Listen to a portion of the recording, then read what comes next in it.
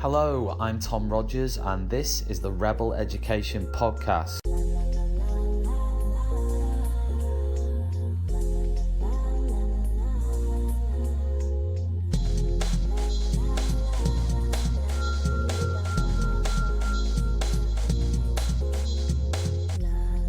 Hello and welcome to another episode of the Rebel Education Podcast with myself, Tom Rogers. On this episode, we are discussing the huge issue of mental health within schools and education, with a particular focus on teacher mental health and how currently teachers are supported or not supported in their path towards managing their own mental health or bettering their own mental health. I'm delighted to be joined today by Alice Boyd. I'm going to ask Alice in a second to introduce herself, but before I do so, please feel free to know that you can download this podcast on Spotify, iTunes, Podbean, or you can listen to it on YouTube. So you can get involved in any of those ways. And also, if you want to make a comment, you can do so via Twitter. My Twitter handle is @RogersHistory, and you can also comment via my website. Alice, welcome to the podcast. Hi, it's nice to be here. Excellent. The first thing I suppose I'm going to ask you is can you kind of introduce yourself and just tell us why and how you got into the teaching profession and where you're up to in the teaching profession? Okay, so I was at Bristol Uni and I did the Teach First graduate scheme. And then whilst I was there, I was working in a school in Southampton. I did 2 years there, including my NQT, and then I moved to Reading and now teach currently at the UTC Reading, based kind of centrally there. And then at the moment, our academy is kind of STEM specialising. So my role, even as an English teacher, is kind of to help support the GCSE side and the qualification side. So whilst I am a teacher of English, we do work in a science specialist college. So I also, through that, have just been accepted at the University of Oxford to do a Masters in Research of Education from September. So I'm going to be relocating to teach in Oxford at Spies Academy from September. Yeah. Fantastic. What are you going to be teaching over there? What's your kind of subject? Is it English or is it? Yeah, it's English. Yeah. So I currently teach only Key Stage 4. So I teach Year 10 and Year 11. And now I'm going back to teach Key Stage 3 as well, which I'm really looking forward to. I've missed the little ones. Nice. Sweet. And also I noticed on your Twitter bio that you've been involved with kind of mental health in general. And I'm pretty sure there's a charity listed on your Twitter bio. Can you tell us a bit more about that in terms of what you do there? Yeah, so I am also a media officer for Rethink Mental Illness. So I do some voluntary work with them. Mainly, they'll send me some comments or they'll ask me for a comment or maybe even an interview. So I did some interviews for The Guardian, for example, mostly on my experience of being a student at university with bipolar disorder. But so I've done some stuff with them in terms of volunteering for the media side. That's perfect. And I was actually that leads me on really to my question in terms of your personal experience then in terms of your own mental health. Obviously, feel free to go into it as much as you want. But what has been your story up to this point in that regard? Okay, so I was misdiagnosed quite a couple of times, which I think is quite a pattern, especially because I was looking actually online earlier, and according to Bipolar UK, there's a misdiagnosis of about three to four times. So it's not surprising. And so I was diagnosed at first with clinical depression, then I was diagnosed with generalised anxiety, then I was diagnosed with borderline personality, literally everything under the sun. And then in my first year of teaching, I unfortunately had quite a severe manic episode. I was hospitalised. I had to take 5 weeks off work. It was quite intense. I was put straight onto lithium carbonate and some antipsychotics. Even saying that word as a teacher comes with the stigma. Even though it's just anxiety medication really. And from there I got diagnosed with bipolar type 1, and then since then that's been my diagnosis, and I've worked quite closely with psychiatrists. But I am working full time and I've had a really successful transition back into teaching with all of that going on. That's amazing. And I obviously know a little bit like that, having a diagnosis of cyclothymia in 2011. So I know exactly what it's like, and you know, just to, obviously not exactly what it's like because every person's different, but I understand that the scale, if you like. I suppose my question to you would be, you know, knowing that bipolar, cyclothymia are about mood fluctuations, let's say, and that side of things. I mean, how does that affect you, or how has it affected you in the classroom and in your interactions with colleagues? And how do you manage that? How has that been managed? And that's a really good question, because it's a really difficult question to answer sometimes. I'm sure you'll probably understand this, because I feel sometimes that because there's a label attached and people around you know that you have a label, if you are irritable, especially if you're going through a period of irritability and high stress and you are snapping at people quite quickly, because you have a diagnosis, it's very easy for them to be like, oh, well, it's because she's manic or hypomanic. But actually, when you look at other people in the meeting who don't, or that you might not know of, or might not have a diagnosis, they're also very irritable as well. And it's about making sure that your mood swings as well aren't compromising your actual teaching, which is a lot easier to say than it is. And I have struggled sometimes to make sure that my anxiety in particular hasn't come into effect.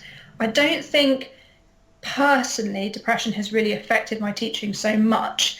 It's just more been something I've dealt with personally outside, but the hyperness and the manicness has definitely come into question at times. It's not something that I haven't been able to deal with. It's not something I've ever been in trouble with or had to deal with disciplinaries or anything, but it's something that I have noticed within myself has affected even just basic things like my relationships with students. Yeah. So, for example, I was speaking to a student last year, and they actually said to me, oh, you're a lot calmer this week. I thought, oh, well, actually, like, in a professional environment, we shouldn't really be showing our emotions. And it is difficult, but it kind of made me realise, well, actually, how much of my emotions am I actually showing? And it's about just, because I'm still quite new to the profession. I'm only 24, and I know that I have quite a lot of time, especially because I've only just finished my training. I'm now qualified, but very recently. So I know that I have a lot of time to still work into this field. It's been very difficult as well having a diagnosis so early on, but also quite empowering, because I'm sure that if I'd had this like 5 years later, it would feel like having to relearn how to handle my emotions and how to handle all the stress all over again. But because I've had it now, it's been something I can deal with right from the start, so I can go into my career feeling a bit more equipped than I might have done later on, because I know people who have been diagnosed much later on in their careers in teaching. Yeah. They have found that quite difficult because, for example, I know someone who's been diagnosed with PTSD quite late into her teaching. Yeah. She said that she is considering leaving because she's struggling to find a way to manage how she used to be, but then still continue to accept that she now has a diagnosis that she has to take seriously for her own health. So I do feel like I'm quite lucky that I have been equipped to deal with it quite quickly and from the start, so I already know the problems before they've even come up, if that makes sense. Definitely, of course. I mean, for me, it wasn't professionally that I ended up getting the diagnosis of cyclothymia. It was in my personal life. It was triggers in my personal life which led me down there. I agree with what you say about the anxiety side of things being the key issue rather than the depression. It's been similar for me. It's the anxiety, it's the racing thoughts, and the kind of catastrophizing different situations, seeing things for worse than they are, getting into very black and white thinking about situations, individuals, and the pressure it puts on your relationships with, particularly with colleagues, sometimes with students, but usually with colleagues. I mean, for me, teaching's always been, there's been an element of acting in terms of my, I see it as almost like being a performer to a certain extent. So it hasn't really I say it hasn't impacted my relationship with students. It probably has, but not in a way, certainly not in a negative way, because of the control that I've exhibited on those factors, and that's my personal kind of control that I've exhibited and so on.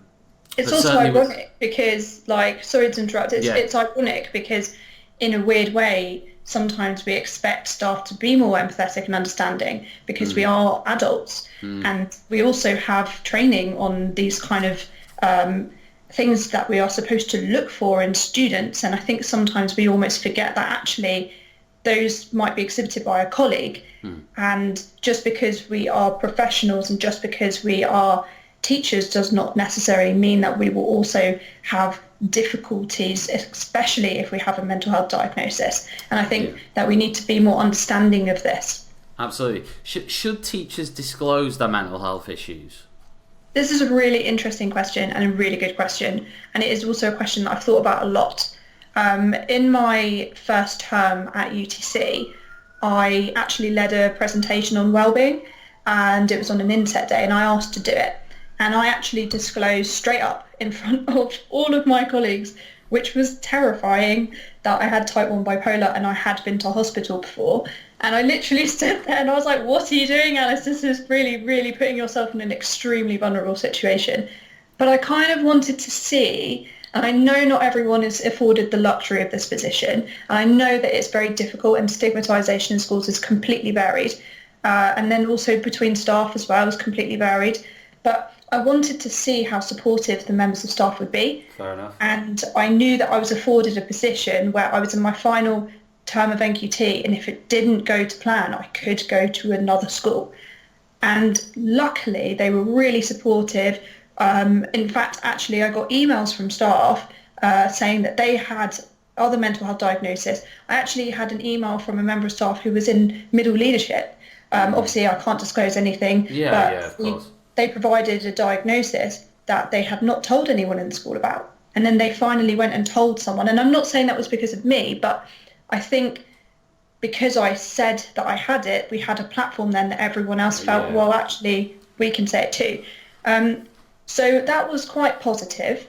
I do find it a difficult question because I think mental health is so personal and people react to things so differently. I also think that it's completely unreasonable to expect someone to disclose something of their personal life if they don't want to. For sure. But at the same time, we get into a difficult conversation of if it is affecting them and their teaching and their students and the colleagues around them, and it's becoming increasingly difficult to work with that person, should we intervene? Is there a place where we say, actually, it's HR's role? Is it actually, it's their line manager's role? Is it the uni involvement?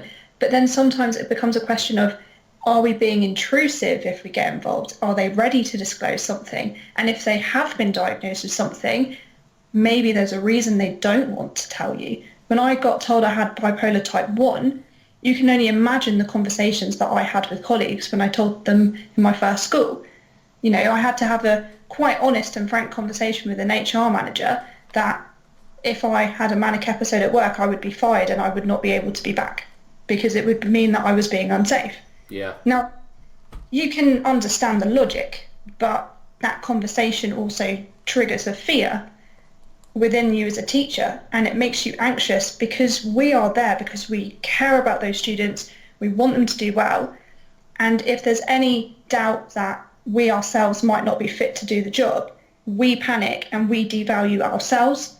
So I do think that sometimes disclosing things can be helpful, but it can also put people in extremely vulnerable situations, sometimes actually quite detrimental to their career progress as well, which is illegal, but it does happen.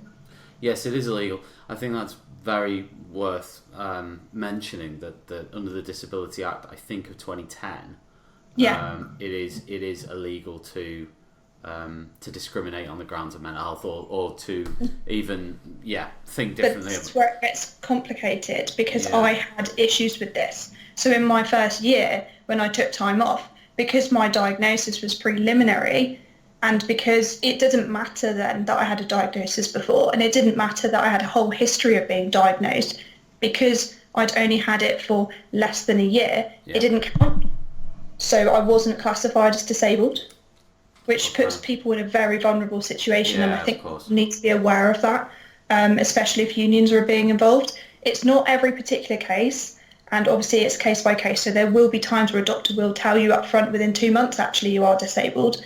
But even in the case of being diagnosed with bipolar type 1, which meant that I am now not allowed to drive, I was still told that I wasn't classified disabled until a year had gone past. Right. So I wasn't quite protected under the Act, which is also why perhaps disclosing your mental health can put you in a very vulnerable situation until you have that protection. And also, it's a case of, do you need to disclose? I mean, for me, with a, well, you know, in inverted commas, moderate, you know, mental health issue, you know, there's a case of, well, do you need to disclose it? I mean, to me, disclose it if you need to. Mm-hmm. You know, if you think that it's going to be a real central point. But, you know, like you say, you gave the example of the meeting earlier, and the fact that somebody might have been irritable in a meeting. It was an irritable meeting. Yeah. And, you know, somebody with some kind of mood disorder, personality disorder, or whatever might struggle in that meeting, but actually somebody else might struggle even more who doesn't have any of those issues. And, exactly. And it would be better if you just managed it. For me, I've managed it since my late teens, early 20s. I've just managed it. You know, I'm not on medication at the moment, so I've managed it. And I can manage it, and I know I can. But I also know that if I needed to disclose it, mm-hmm. I would, because it's if it ever gets to that point, it has to. And twice in my 4 schools that I've been in, twice out of the 4 I've disclosed, but certainly not from the outset. I think I find this really difficult as a conversation, purely because of the nature of mine in comparison to sometimes others. Absolutely. So because it depends how severe it is. I mean, bipolar is really. I mean, that's tough. Depression is. I find it's more. You can understand a bit more. There's still stigma, and of course, there's still going to be difficulties with having conversations about taking time off for depression. Everyone who has depression will have a difficult conversation with their employer like that in their career, and that is unfortunately a reality. But because I might have a manic episode, it is extremely important that my colleagues that are close to me are aware of the signs, because sometimes I'm not. So if I'm starting to go manic, I might not even realise. So for example, last summer I had a manic episode. I did not know I was manic. I only realised I was manic because my friends took me to the hospital, and it wasn't even a severe one, and it was in the holidays, but I just adjusted my medication slightly and it was enough to trigger one. So actually, for me, it's a little bit different because I don't really want to always disclose, but sometimes I have to. And even just like I have to take lithium because I can't take antidepressants because it makes me manic. So I have to have blood tests done every 3 months, and they have to be in the morning, which is when school is. So it's really difficult because it's like I have to request time, which means I have to tell them why I'm having all these blood tests. So but I completely agree with you. If you don't need to tell and you're happy with the way you are until you need to, then why should you? Exactly. If you're happy and you have a support base outside of school, then you don't need to disclose it if you don't feel that you should. Absolutely. And I mean, you know, to be blunt, do you feel that this is going to be a detriment to your career? Oh yeah, definitely. Absolutely. Without a doubt. Yeah. Not just because of teachers, not even because a student might find out and be like, oh my God, but mostly parents. I've always been worried the most about how parents will react, because I just want the parents to trust that I will be safe and good at my job. Yeah. I am very good personally. I work very closely with my psychiatrist. If I've ever had any doubt at all that my mental health is going funny, I immediately call the crisis team and we get me signed off and we sort out my medication. So I'm very proactive, but there are also other people who are not as proactive. Of course. In a weird way, I guess anxiety has helped a bit because it means that I kind of overthink, but then sometimes overthinking helps me avoid these situations. Yes. totally get that. I mean, what about the colleagues that you've worked with, within the department you work in and stuff like that? I'm guessing they've been pretty supportive from the way that you're talking about it. Yeah, so my current school has been amazing. Like, I can't stress enough. They've been so supportive. If I've had any time off, they've just accepted it. But then it's also a different situation because in my first school, as I said, I wasn't actually legally protected.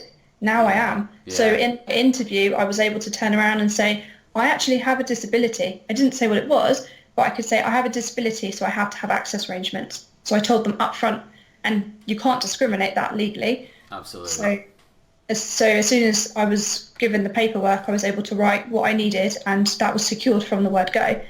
So in a way, that actually helped me out a lot. But then you're right, because it has actually been detrimental, because I do worry that whilst I think it's going to be a good thing for me being so open, because it's giving me opportunities to work with charities like Rethink Mental Illness, and it's given me the opportunity to have this podcast chat with you. Yeah. I do think if I ever went for a senior leadership role, it would be viewed in a very different way. So I do need to be cautious of that, and I do also need to be thinking about my future career in terms of how open I am. But then I also don't want to be not open, because actually, sometimes some people, I'm not saying this in a martyr way, but, we do need people to be open. And we do need people to say, actually, I have this and I manage and I work full time. I'm going to Oxford University. So it's not like I can't do these things and have these opportunities, but it's about showing to other people that you can. And I do feel like, I'm sure you'll agree, sometimes with a diagnosis you feel like you have to prove that you are capable, even though you are.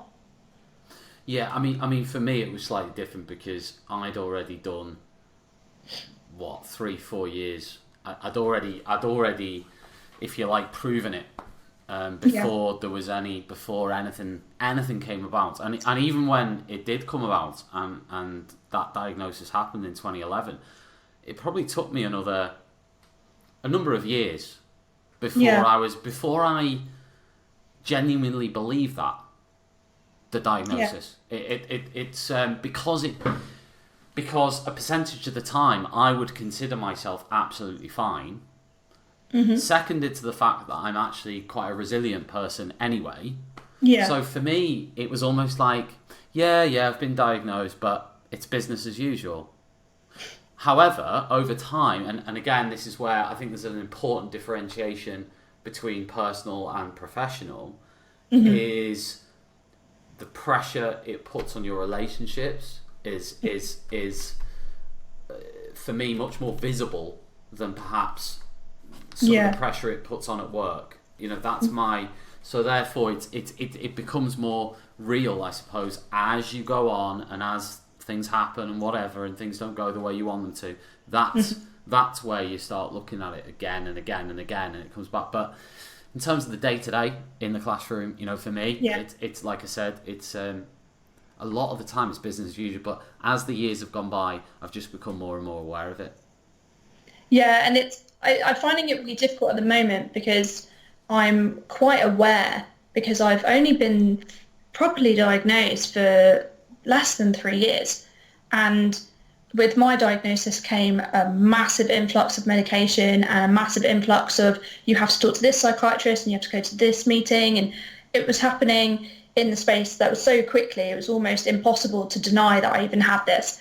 Plus, because I'd been misdiagnosed quite a few times before, I think at that point I was just relieved that someone had finally told me something that actually I felt matched my symptoms so much better. So I think that's also why, in a way, it sounds really weird, but I'm proud to say that I have it, because in a way I'm proud to admit that I finally know what has been going on for me. And it's almost like feeling empowered that you can deal with it, and you're almost in a position now where you will feel stronger for it. Agree. And I have definitely noticed since my diagnosis, personally for me, my mental health has improved enormously. Not just because of the medication and support, but because I've just felt like I understand myself a lot more. I don't know, because I know one of the next questions you had in terms of should teachers get a diagnosis. So I think this is kind of leading to that. I didn't need it. until something went wrong. Yes. And it only went wrong when I was put on an antidepressant medication, Yeah. made me manic, and I had to go to hospital. Yeah. Until then, I probably didn't need a diagnosis. I was stressed, I was tired, but so is a lot of people. And I did need to find my own ways to cope with things. But it wasn't until things went wrong that I actually needed professional support. Yeah. However, on the other side of that, I had to take 5 weeks off. I was really ill and I put myself in a vulnerable and dangerous situation. If I had been more proactive about seeking out a mental health diagnosis, maybe I wouldn't have had to take that time off and I would have been able to have a much better first year as a trainee teacher. Because you can only imagine trying to go through this as a trainee as well. Absolutely. I can't believe that I got my PGCE. I mean, I still can't believe it. It sounds to me like you've done exceptionally well to get this far, you know, based on some of the stuff you've said. And yeah, I agree with everything you've said, really. I mean, I don't think there's going to be a right answer to this, to a lot of these questions. I think it's just a case of discussing it. But I do think the right answer is to discuss it. I do think these discussions need to be had because, you know, there are a lot of people out there who will be going through this. So, yeah, I mean, the last question I was really going to ask was that a lot of people out there who would say, well, teaching's already a stress. We've touched on this already. Teaching's a really stressful job. So therefore, unless you have a diagnosis for some kind of mental health condition, is it a danger that we're going to put mental health label on everything that goes wrong, bearing in mind that teaching is inherently a very stressful and puts a lot of mental pressure on you? I think the question to follow that is, why are we experiencing in education such a pattern where people feel the need to go to a doctor because they are that stressed? And this becomes a bigger question of what is wrong with the system and what is wrong with the actual organisation of how we are doing our day-to-day paperwork and our marking, etc. And even just like how we're assessing ourselves and doing our CPD. What is going wrong that is actually pushing people to think that even if they might not have depression or anxiety, to think that they need to go and seek medical help? Yeah. So that's another interesting question that we probably don't even have time to go into because there's so much you can go into that. Yeah. But if we are going to talk about do we need diagnosis, I think we also need to bring up, well, why are people more likely now than ever to want to actively seek help in teaching for these things? You know, something is not right. And yes, we are more aware than ever. So we also have to account for the fact that, you know, people are more aware of the symptoms of anxiety and depression. They're more aware that there are different kinds of anxiety disorders, but people are more likely to seek help now. And whilst that is good, it's also flagging up a lot of questions as to how much support we're actually receiving as teachers in schools. I think teaching is unique in the sense that, okay, let's say you're in an office job and you're in the position you're in whereby you're whether it's you're suffering depression, anxiety, or some element of bipolar, in an office, you can pop out to the toilet for 10 minutes. You can pop out, say, I need to get some fresh air for 10 minutes.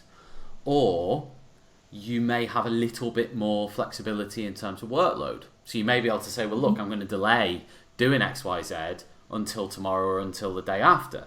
Whereas in teaching, it's full on. You can't just walk out of a class halfway through whenever you want. Exactly. So you have to manage it.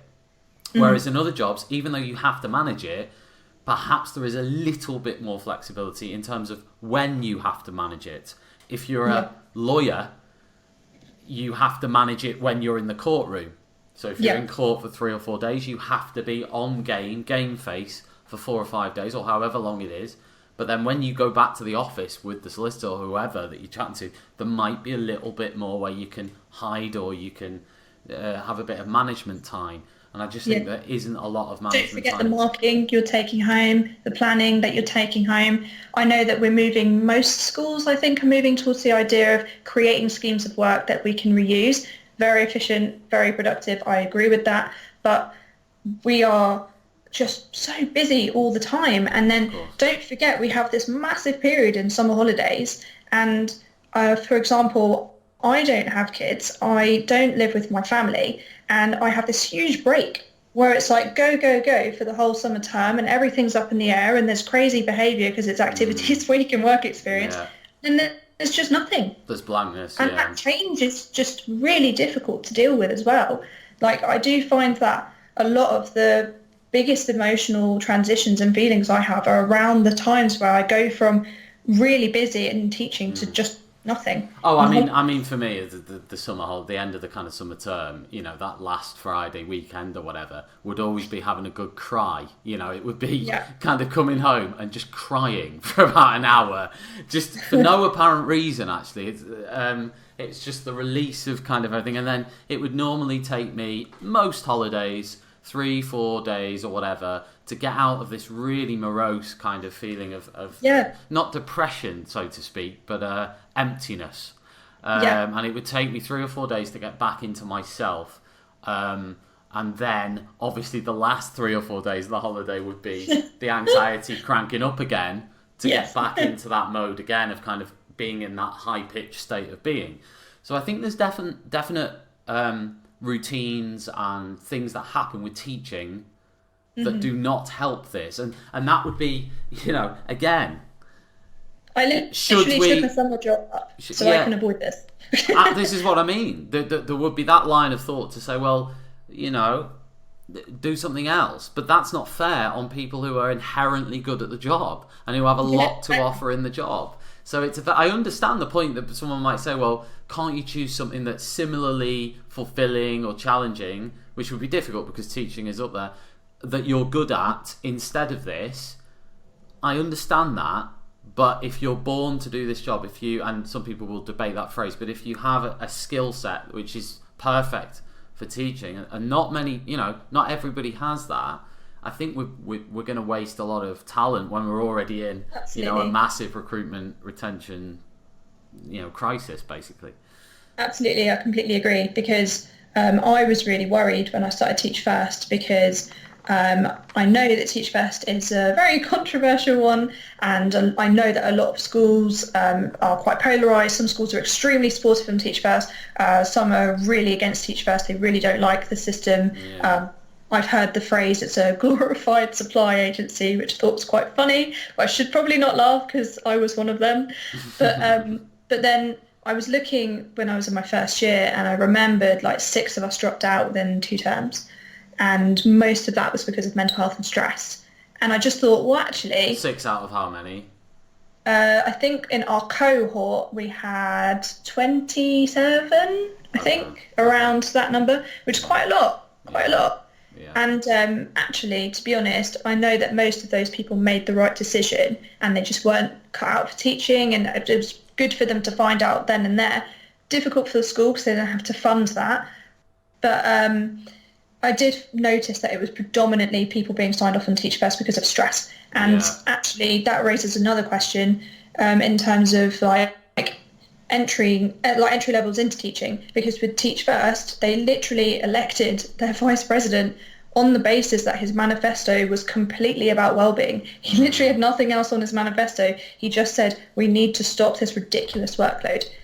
Because I was doing my normal PGCE full-time, so I was doing like seminars on weekends, and then I had to go to like events after work in the evenings. Then I had to do Teach First conferences. I think we had 5 over the course of the time, which doesn't seem much, but they're my weekends, whilst working 18 hours full time and trying to keep up on my mark load and pass my PGCE. Absolutely. So you can only imagine why I had a manic episode. I was so stressed. Of course. And this is also why we're losing so many people, because the entry to teaching in some systems is just too much stress all in one go. And it doesn't need to be that stressful. Like, yes, it's difficult because we kind of do need at the moment teachers qualified as soon as possible because we are in a crisis. But if we push them to the point that we make it seem so unattractive and so busy and so stressful that they have no life, they won't want to do it anyway. So we lost some good potential teachers because they were like, why would I want to do this for a career? Absolutely. Alice, you've spoken a lot of sense today. Unfortunately, we've run out of time. Honestly, I really admire your honesty, bravery, and generally the way you've articulated a lot of the stuff that has gone on. And it's been an absolute pleasure talking to you. Can you just tell everybody how they can ask you a question if it's on Twitter or whatever else? Is there any other way they can contact you if they want to ask you anything based on the podcast? Yeah, so my Twitter handle is at Alice E. Boyd. Boyd spelled Boyd without an E. So if they have any questions, then they can do that. But I'm sure that I'll be commenting on anything that we share, so they'll find my handle from there.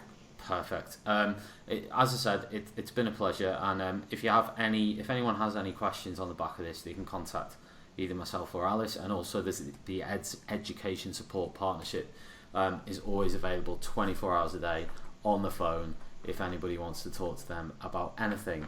Alice, I'm going to say bye now. If you want to download this podcast, you can do on Spotify, iTunes, YouTube, and something else, and I can't remember the fourth one. But lots of different areas you can get this podcast from. So thanks very much, everybody, and I'll see you next time on the Rebel Education Podcast.